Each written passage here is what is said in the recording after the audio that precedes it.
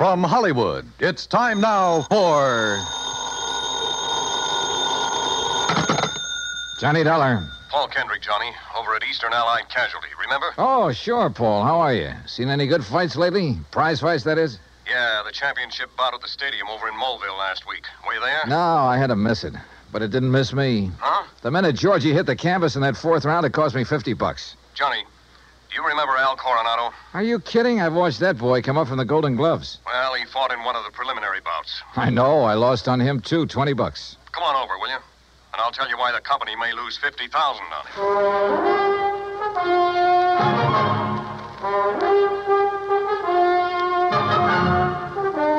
it. Bob Bailey in the exciting adventures of the man with the action-packed expense account. America's fabulous freelance insurance investigator. Yours truly, Johnny Dollar.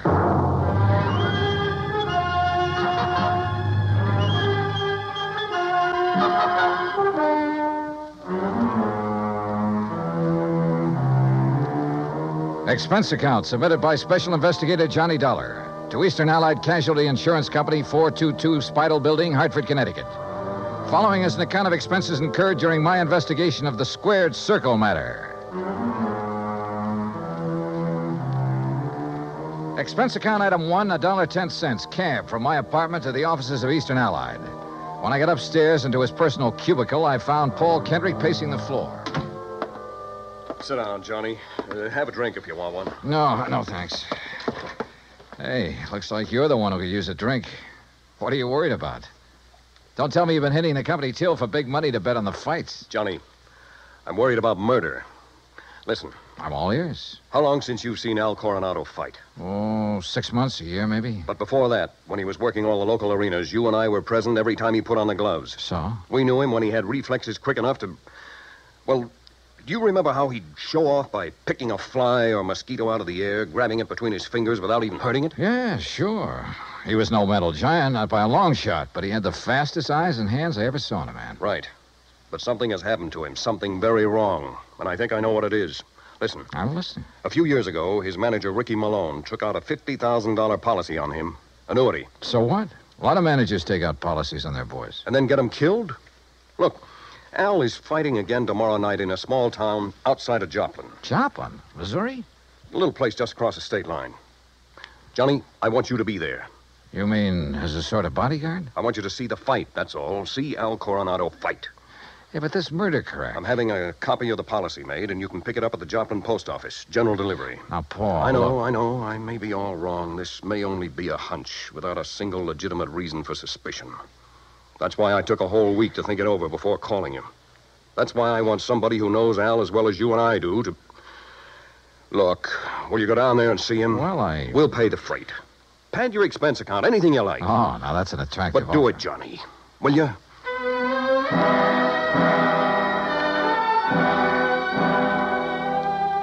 Item 2, another $1.10 back to my apartment to pack. Item 3, $124 even. Plane fare and incidentals to Joplin. By your leave, Paul, the incidentals included a new sports shirt loud enough to startle the whole state of Arizona, an extra pack of razor blades, and a new toothbrush. Also, item 4, $3, flowers for the stewardess, who managed to find me an extra bottle of champagne. I arrived at Joplin shortly before noon, and after checking into a hotel, found that by some miracle, a copy of Al's policy was waiting for me at the post office.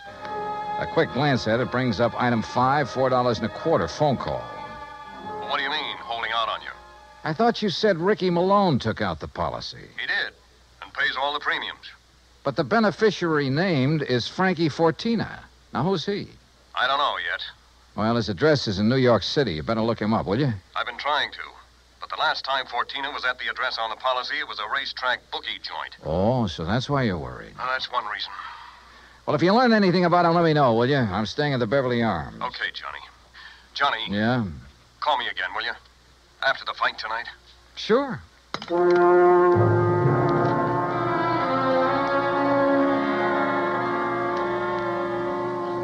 I was tired, so I had a big lunch. That's item 6. Went up to my room and slept. I overslept. It was nearly 9 o'clock when I woke up, so I grabbed a cab, that's item 7, and went out to the arena in the nearby town of Mount Alba. For $5, item 8, I managed to get a seat at ringside in time to catch the end of the last preliminary.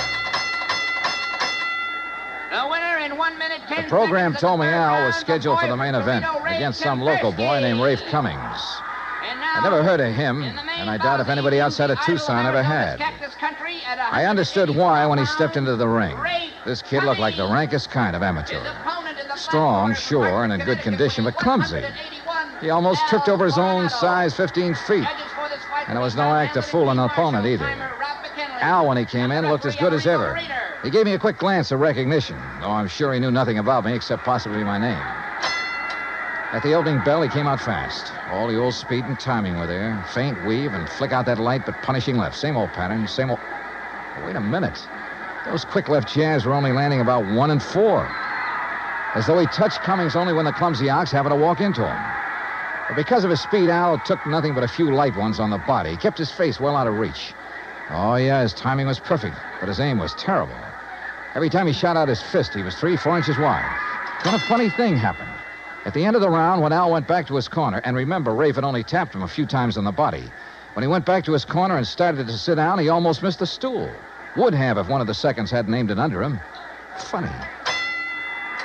The second round got underway the same as the first. Al was all speed, dodging, weaving, keeping his face out of the way. But again, he wasn't hitting his mark. And then it happened. He missed Cummings wide, then practically ran into his glove, catching it hard in the cheek, and down he went. Why, there wasn't enough steam behind Cummings' glove to hurt her. But Al took the count. He'd been hurt by that tap on the face. Then another thing. The second he was counted out, his handlers practically hauled him out of the ring and back to his dressing room. And believe me, Al looked terrible. His eyes had a strange, almost far-away look, as though that little smack had knocked his brains loose. My seat was on the far side of the ring, but I elbowed my way through the crowd and back to the row of dressing rooms in a hallway built on one end of the building. Al Coronado. I told you on the way up the aisle, Doc. Huh? We don't need you. The boy's all right. Go on, Doc. Beat it. You hear me, Doc? Listen, this is Johnny Dollar. Huh? Old fan of Al's from Hartford. I want to see him. Some other time. No, now, right away. Come on, open up. I said some other time. Don't you understand? We're pulling out of this, Berg, and we ain't got time to stand around and talk. Now, look, buddy. Malone's the name. I'm Al's manager, see? And when I say get out, I mean vamoose. Al, are you okay, boy? This is Johnny Dollar. Oh, no, you don't. Brother, that's where you're wrong. Hey, Al. Al. Good Lord, Al, what's the matter with you? Hello, Johnny. Hey, Al, look at me. No, I mean straight at me. Here. Al. I'm all right, Johnny. You're in bad shape. You should never have fought tonight. Oh, that's all right. Where are your seconds, your trainer? Ricky, he don't let nobody in after fight. Look, Al, can you get up off that table, stand up and walk? Oh, sure, Johnny. Then come on. I'm taking you out of here to No, a doctor. Johnny. Easy, Al. No, look behind Al, you, Rick. please, He's come on. up. He's got it. You bet I am, Dollar.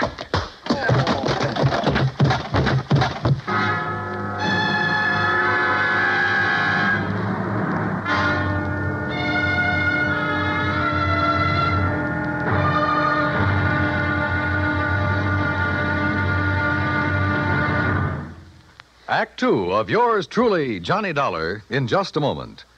Now, Act Two of yours truly, Johnny Dollar, and the Squared Circle Matter.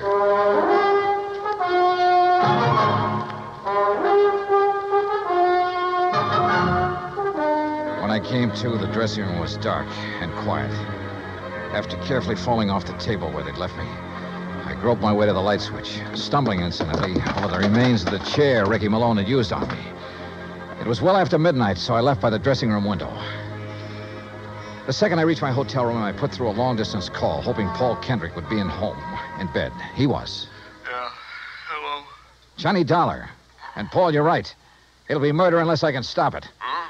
Hey, you awake? Oh, you mean Al Coronado. What's happened, Johnny? Plenty. And listen, that boy is more than punch-drunk. He's had a brain injury of some kind. I'll bet on it. That's what I was afraid The of. tap on the face that knocked him out tonight wasn't enough to hurt a kitten. But a good solid blow would probably kill him. That's why he kept protecting his face. But Ricky Malone is making him keep on? Oh, else. I just met the gentleman, by the way. Well, what'd he say? Did you question him? Before I could, he cracked me over the head with a chair. Where's he now? Oh, I don't know. What are you going to do? See if the police can track them down. Malone said something about leaving town right away. Keep after him. Did you read that policy carefully? You kidding? I haven't had time. It's an annuity. That much I saw. Beginning in 3 or 4 years, it'll pay Al a nice little income for the rest of his life, if he survives. But the beneficiary named. Yes, Frankie Fortina, who gets the full face value of the policy if Al dies. Johnny. Yeah? I got a rundown on Fortina. You said he was a bookie at one time. That was the least of his crimes. He has a record as long as your arm. As I see it, he owns Al Coronado. Then you're probably thinking what I am. But Al hasn't been doing so well lately. He's taken a big drop in class. Isn't making the purses he used to. You know that? Yes.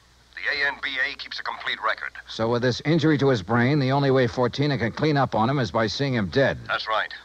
Well, what about medical examinations before these fights? Ricky Malone could bribe his own mother, especially in some of the towns where Al has been fighting lately. Yeah, it's possible, of course. Also, what you and I believe is wrong with Al is one of the hardest things in the world to detect. Yeah, I must admit he looked great when he entered the ring. Okay, Paul, one thing's in our favor. Neither Al nor Ricky Malone knows who I am, outside of being a fight fan. Just so Fortina doesn't learn different. Where is Fortina, by the way? I don't know. So, Johnny, whatever you do, be careful.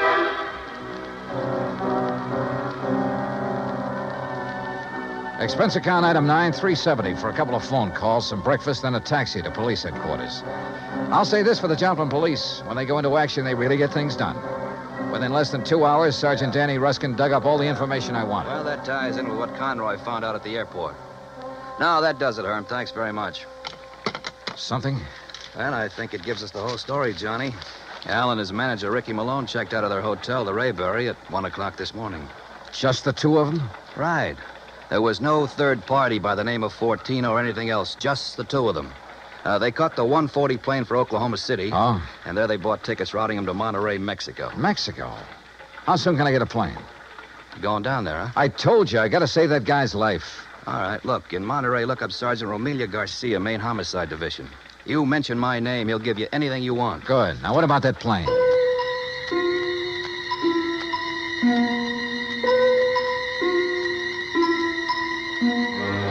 The deal on plane connections turned out to be bad. The best time I could make was by way of El Paso. That's item 10, $127, including incidentals.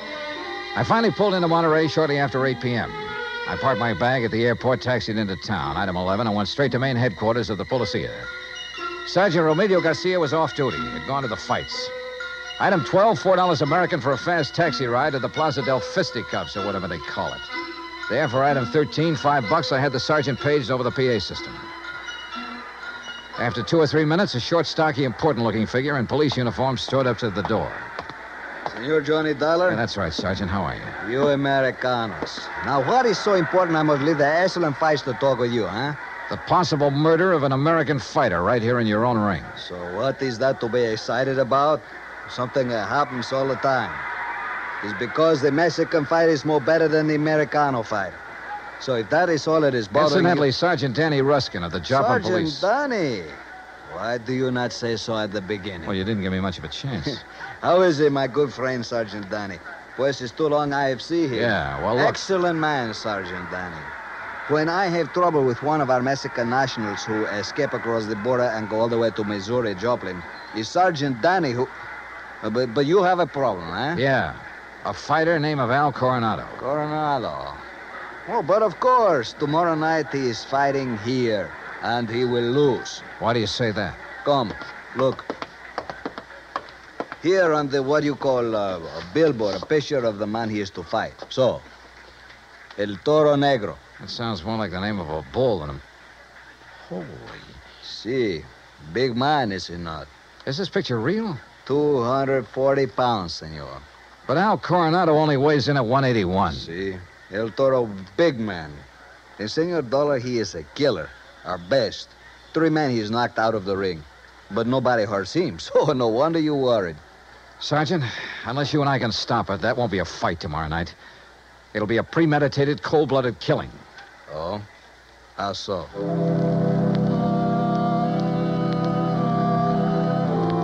I showed Garcia my credentials, then told him what I knew and what I suspected. But until we have proof of this, senor, to start what you call an international situation, you are not now in your own country, you know.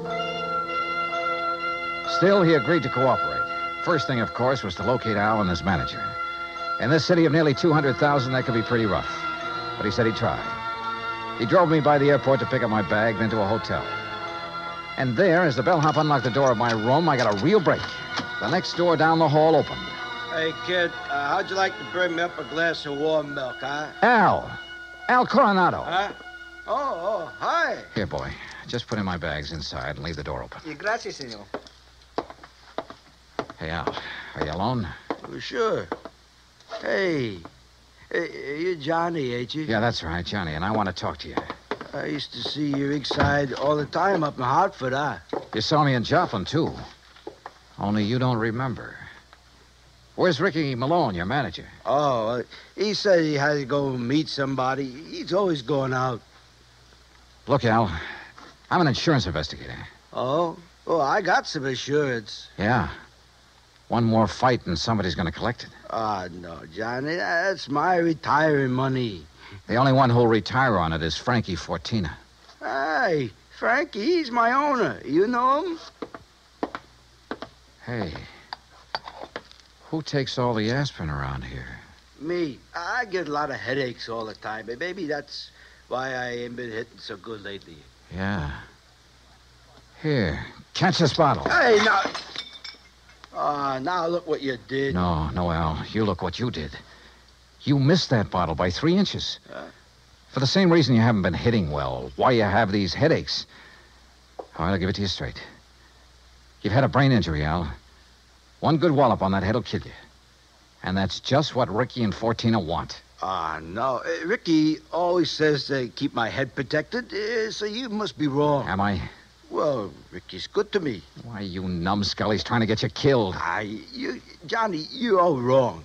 You know the man you're up against tomorrow night? Well, I know his name. Well, he's the one scheduled to finish you off. Johnny, I don't believe that. Al, listen, you gotta believe it. Now, where's the Here. Who you gonna call?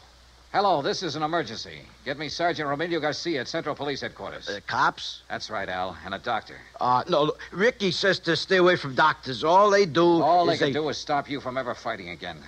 And that would make you worth just $50,000 less to Frankie Sergeant Johnny Dollar. I found Al. Hotel room right next to mine, room 915.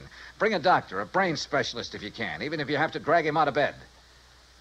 Oh, look, we'll fight the international situation when we come to it. You get a doctor up here, you hear me? You hang up or I'll blow your head off. Well, Mr. Fortina, I believe. Frisk him, Ricky. Sure, boss. He's clean. Huh? I hate to shoot an unarmed man, Dollar, but if you make one phony move... So you know who I am, huh? Well, Ricky here may be stupid in some ways, but he had sense enough to call me from Joplin after you broke in on him there. Finding out what you're up to wasn't difficult. Finding out what you're up to wasn't very tough either, Fortina. But it's all over.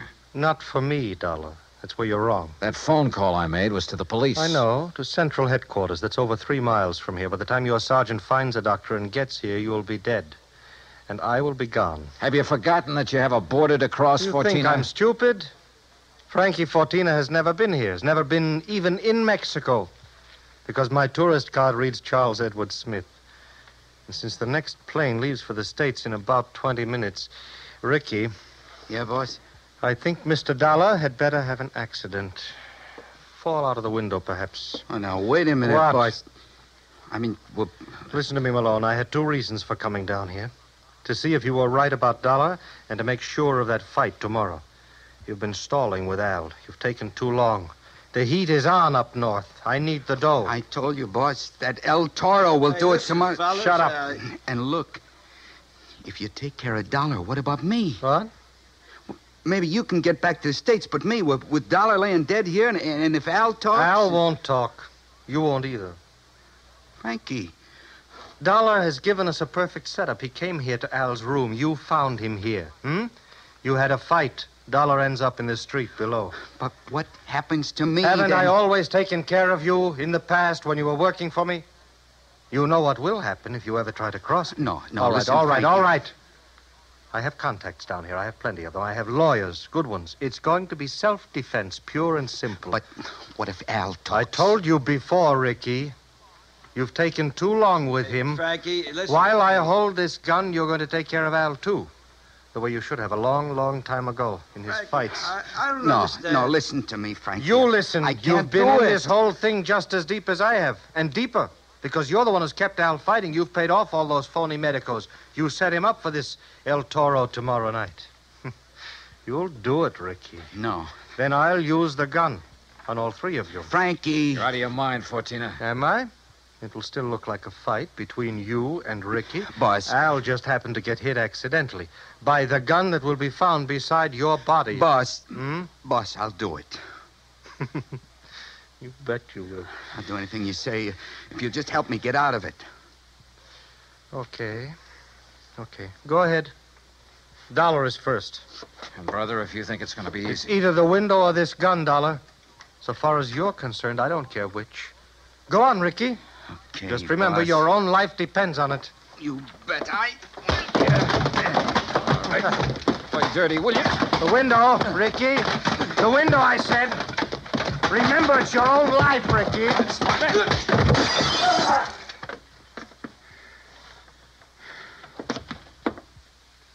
All right, Fortina. So you have got a gun? Al. Yeah, Johnny, I hit him. Well, don't be. Si, Senor Dollar, with one very fine, clean left hook. While Fortina was watching you and the unfortunate Ricky. Yeah. You got here a little late, Garcia. You see, but tell me, Senor, what makes you think this Al Coronado has lost his punch? Expense account item 13, $100. Legal expense, mainly a deposition for a lawyer to take to court. Just how Garcia got me out of having to stay in Monterey for a hearing, I will never know, but he did. As for Al Coronado, I suggest the company make some adjustment in his policy that'll permit paying his annuities immediately. And why not? The company should have investigated more thoroughly before issuing this policy anyway. And if it doesn't show a little heart, well, I'm sure it will. Item 14, $224.50. Hotel and incidentals and transportation back to Hartford. Expense account total, $491.20. Yours truly, Johnny Dollar.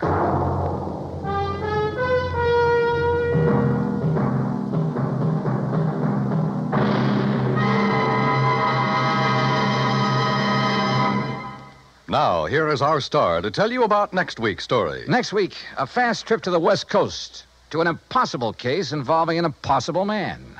Join us, won't you? Yours truly, Johnny Dollar.